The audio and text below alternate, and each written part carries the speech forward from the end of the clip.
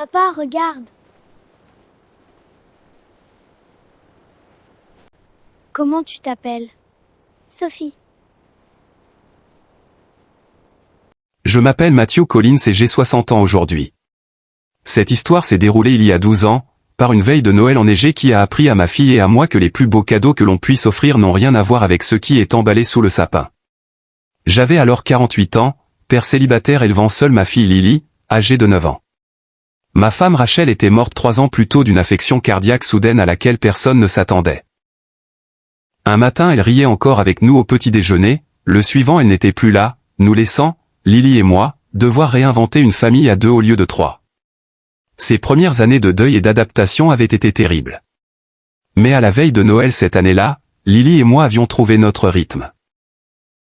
Je travaillais comme architecte dans un cabinet de taille moyenne, gagnant suffisamment bien ma vie pour que nous ayons un bel appartement et puissions offrir à Lily une belle enfance malgré l'immense perte que nous avions subie. Ce soir-là, le 24 décembre, était magique comme seule une veille de Noël en ville peut l'être. Une neige fraîche tombait, recouvrant tout de blanc. Les guirlandes scintillaient sur toutes les vitrines. L'air sentait les marrons grillés et le sapin. Les gens passaient en hâte avec des paquets et des sacs de courses, rentrant vers des maisons chaleureuses et des familles qui les attendaient.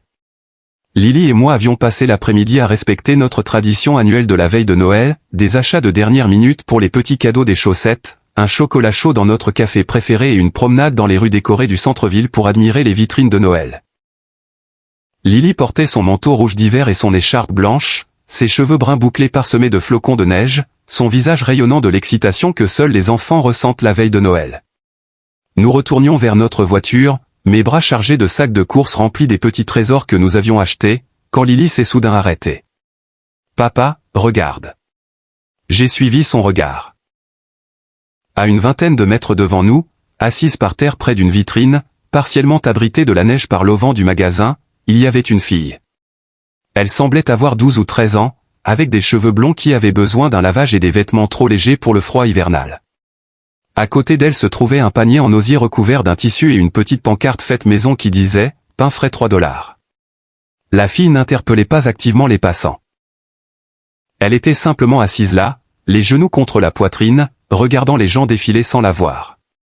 De temps en temps, quelqu'un lui jetait un coup d'œil, puis détournait rapidement le regard et pressait le pas. Le panier de pain était intact, et je voyais la fille trembler malgré ses efforts pour se réchauffer. « Papa, pourquoi elle vend du pain la veille de Noël ?» a demandé Lily, la voix pleine de confusion et d'inquiétude. Elle ne devrait pas être chez elle avec sa famille. C'était une bonne question. Une enfant de cet âge, seule dans la rue la veille de Noël, n'était clairement pas à sa place. « Je ne sais pas, ma chérie. Mais tu as raison. Ce n'est pas normal qu'une si jeune fille soit dehors toute seule la veille de Noël. Elle a l'air d'avoir froid et d'être triste. On peut l'aider. » J'ai regardé la fille à nouveau. Vraiment regardé, cette fois. Au-delà de l'inconfort physique évident, il y avait dans sa posture une forme de résignation, comme si elle avait appris à ne plus attendre de gentillesse du monde. Elle avait installé son petit commerce de pain, mais elle semblait avoir abandonné l'espoir que quelqu'un s'arrête vraiment. « Oui », ai-je dit en prenant ma décision. « On peut l'aider. » Nous nous sommes approchés de l'endroit où elle était assise. À notre arrivée, elle a levé les yeux avec un regard méfiant, celui de quelqu'un qui a appris à se méfier des inconnus. « Bonjour », ai-je dit doucement en m'agenouillant pour ne pas la dominer de toute ma hauteur. « Nous aimerions acheter du pain. » La fille a cligné des yeux, surprise. « Vous voulez acheter du pain ? » ?»« Oui, s'il te plaît. »« Combien en as-tu » Elle a soulevé le tissu qui recouvrait le panier, révélant une douzaine de pains faits maison. Ils avaient l'air simples, mais bien faits, le genre de pain dans lesquels quelqu'un avait mis du cœur. « Il m'en reste 12. $3 chacun. »« Nous les prenons tous, » ai-je dit. La fille m'a regardé comme si je parlais une langue étrangère. « Tous ? Ça fait $36. C'est parfait. » J'ai sorti mon portefeuille et lui ai tendu 2 billets de $20. « Garde la monnaie. » Elle a pris l'argent avec des mains tremblantes de froid ou d'émotion. « Je ne sais pas, merci. » « Merci beaucoup. » Lily s'est agenouillée à côté de moi. « Comment tu t'appelles ? » Moi c'est Lily et lui c'est mon papa. « Je m'appelle Sophie », a-t-elle dit doucement. « Pourquoi tu es dehors la veille de Noël, a demandé Lily avec la franchise propre aux enfants. Tu n'as pas de famille? Le visage de Sophie s'est légèrement fermé. J'ai une maman. Elle est malade.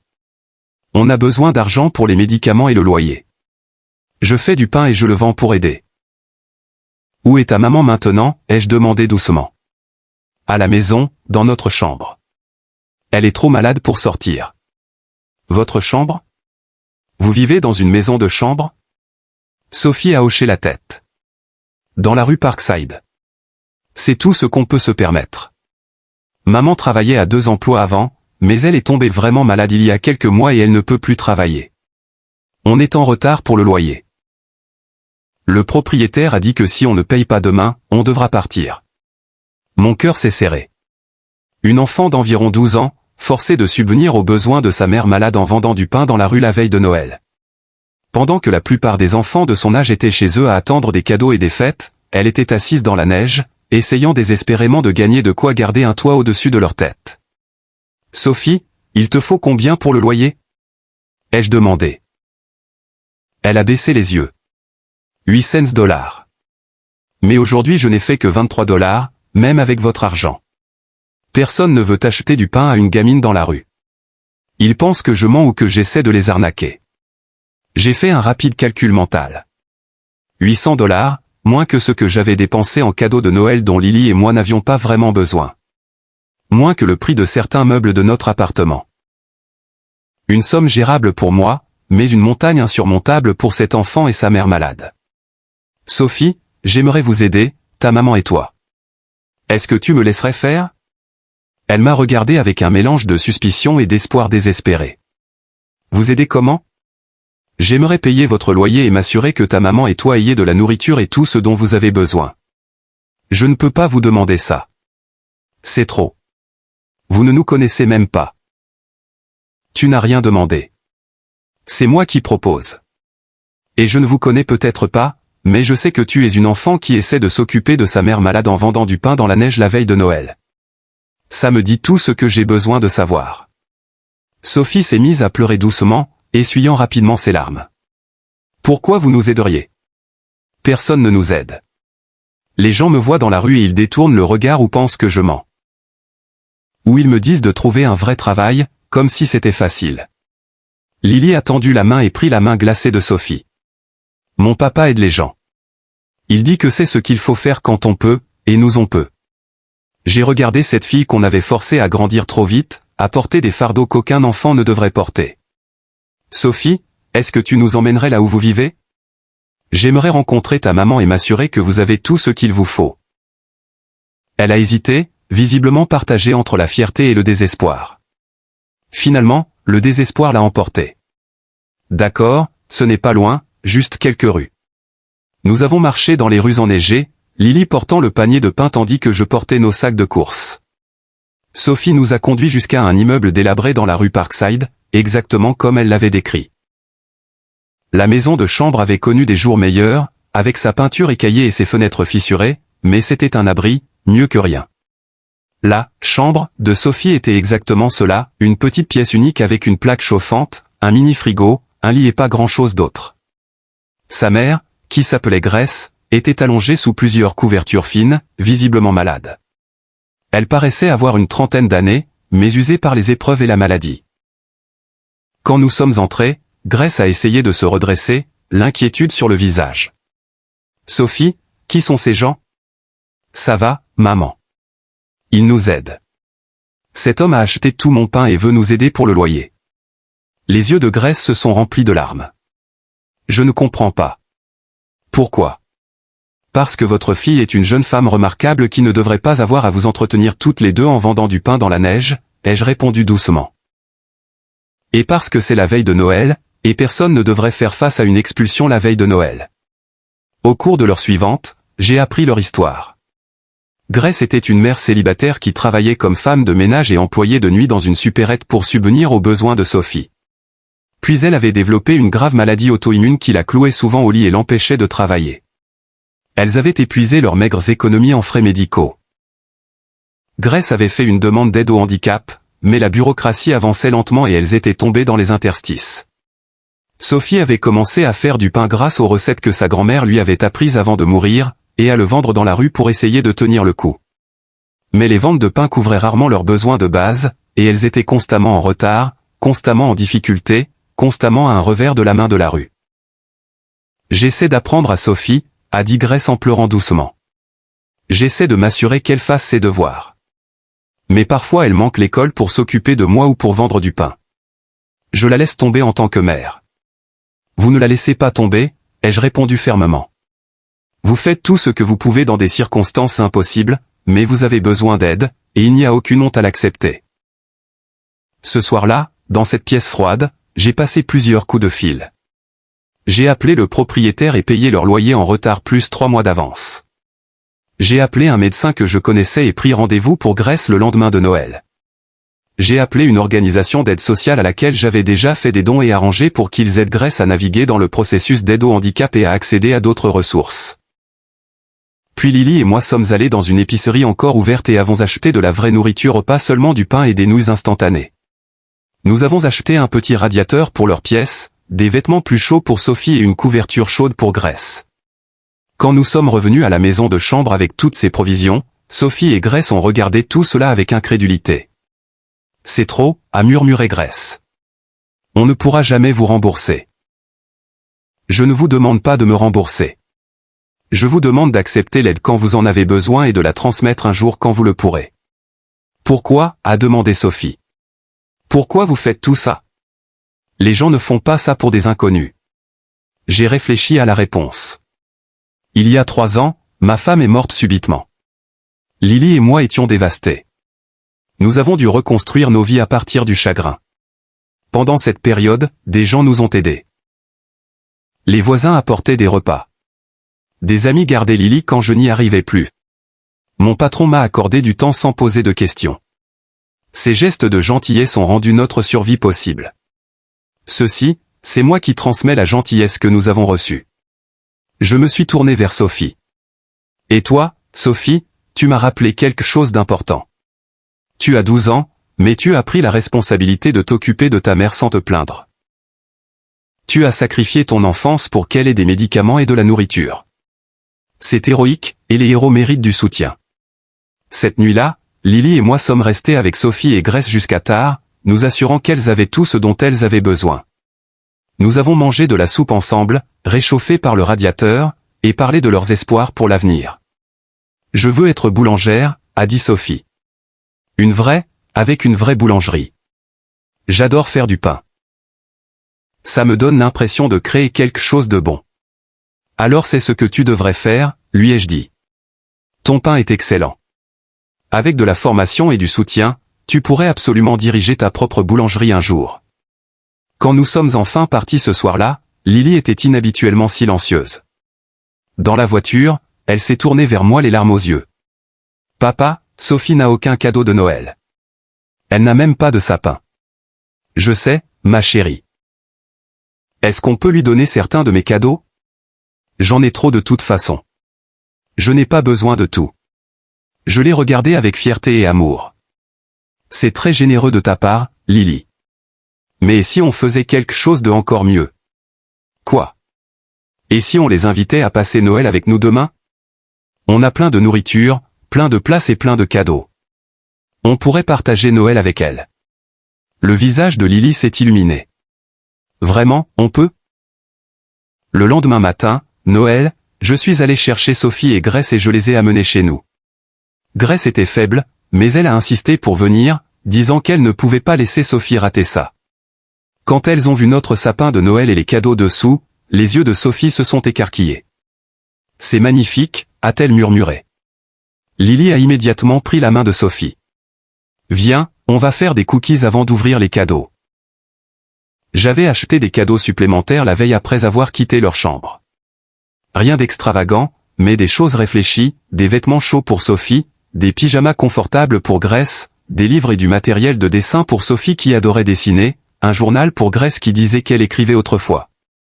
Quand le moment des cadeaux est arrivé, Sophie a ouvert chaque paquet avec révérence, visiblement peu habituée à recevoir quoi que ce soit. Quand elle a découvert le matériel de dessin, elle s'est mise à pleurer. Je n'ai pas eu de vrai matériel de dessin depuis 2 ans. Je dessinais sur des bouts de papier avec des crayons cassés que je trouvais. Grace a pleuré aussi, submergée par une gentillesse qu'elle n'attendait plus et qu'elle ne pensait pas mériter. Ce jour de Noël est devenu une tradition annuelle. Sophie et Grace nous ont rejoints chaque Noël pendant les 12 années suivantes.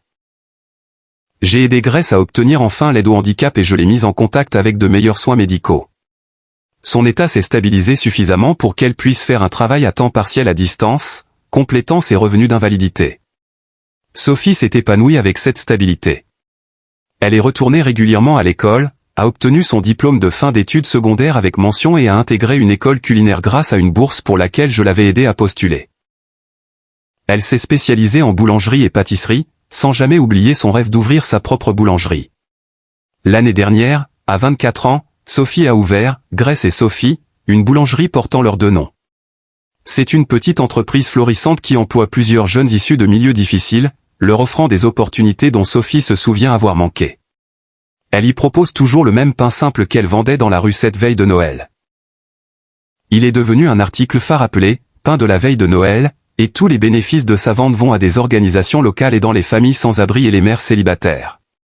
Lily a maintenant 21 ans, elle est à l'université et étudie le travail social parce que, comme elle le dit, cette veille de Noël enneigée a changé sa vision des privilèges et des responsabilités.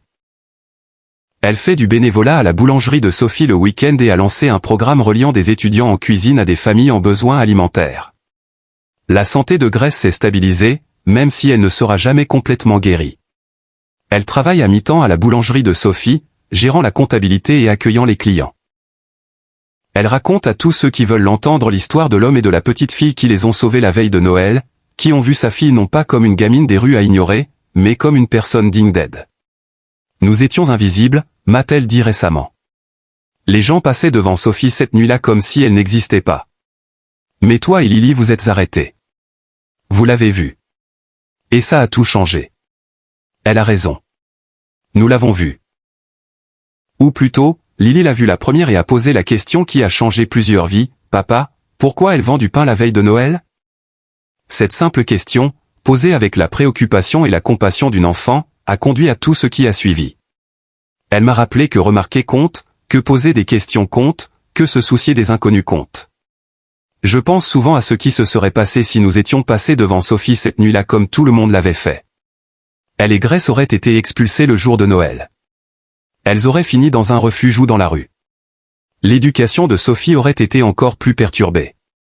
Son rêve de devenir boulangère serait peut-être mort, écrasé par le poids écrasant de la pauvreté et des difficultés.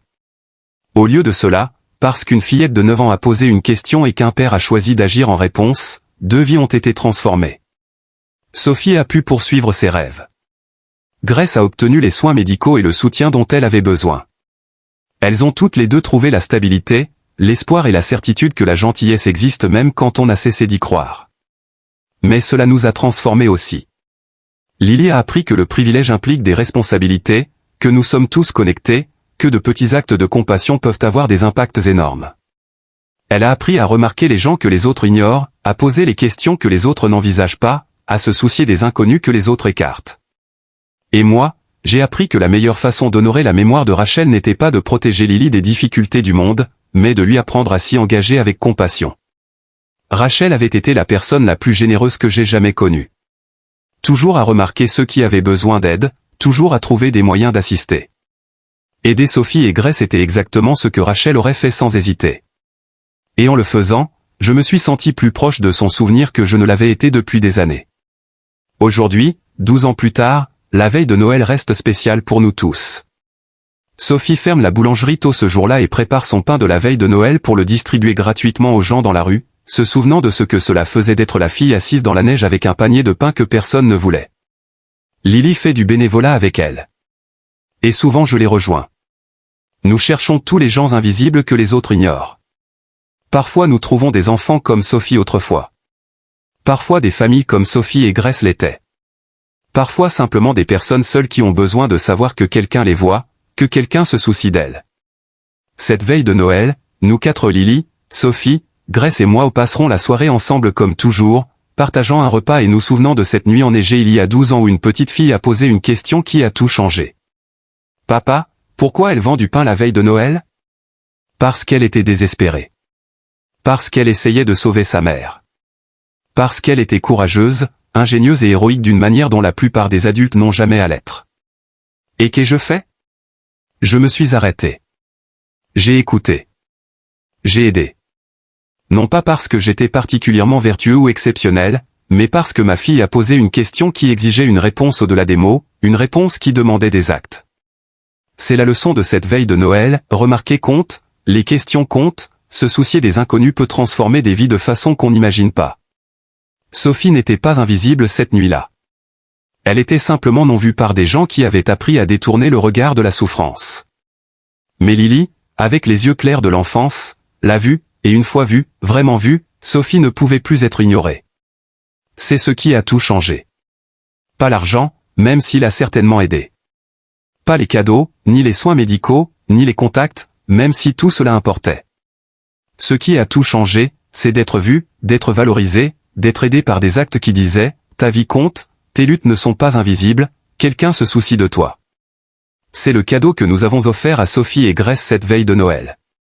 Et c'est le cadeau qu'elles nous ont rendu, la connaissance que nous sommes tous connectés, que nos actes comptent, que choisir la compassion plutôt que l'indifférence peut créer des ondes qui se propagent bien au-delà de ce que nous pouvons voir sur le moment. 12 ans plus tard, ces ondes continuent de se propager. Dans la boulangerie que dirige Sophie, dans les jeunes qu'elle emploie, dans les familles que Lily aide grâce à son travail social, dans le pain gratuit distribué chaque veille de Noël aux gens dans la rue, dans la leçon que d'être vu, valorisé et aidé peut tout transformer. Tout cela parce qu'une petite fille a posé une question par une veille de Noël enneigée.